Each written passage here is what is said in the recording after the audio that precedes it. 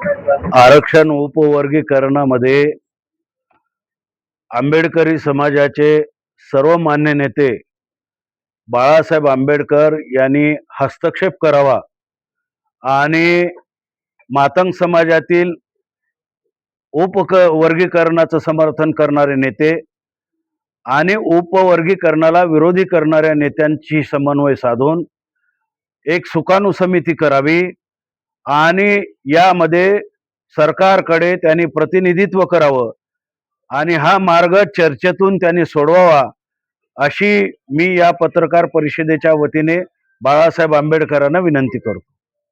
आपण आंबेडकरी संदर्भाने किंवा आपण काय प्रयत्न करणार, पत्र पाठवणार काही? काँग्रेस पक्षाची भूमिका काय आहे ते अधिकृत मला सांगता येणार नाही, पण मी आंबेडकरी चळवळीतील कार्यकर्ता म्हणून आणि आंबेडकरी समाजाचा एक घटक म्हणून या प्रकरणामध्ये मी माझी भूमिका व्यक्त करत आहे.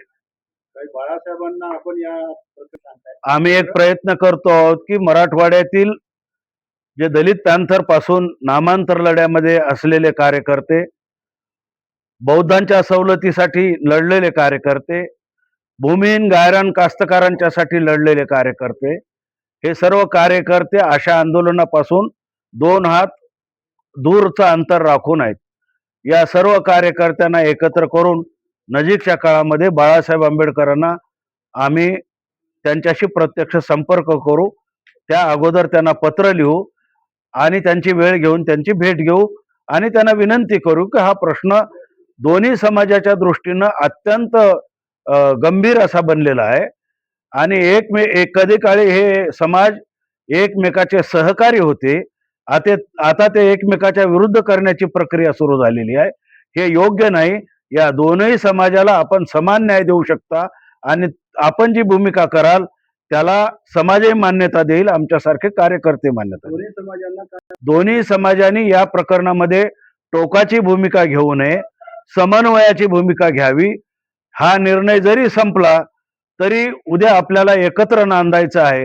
ही खूनगाठ दोन्ही समाजांनी ठेवावी अशी माझी विनंती आहे. बाळासाहेबांनी या सरकार जरी नाही, सरकारवर दबाव तर निश्चित येईल, सरकारला ऐकावं तर लागेलच, पण निर्णय करताना सरकार ज्या एकतर्फीपणानं जात आहे त्या एकतर्फीपणामुळे बौद्ध समाजामध्ये अशी भावना झालेली की आमचं काहीतरी चाललेलं आहे ना.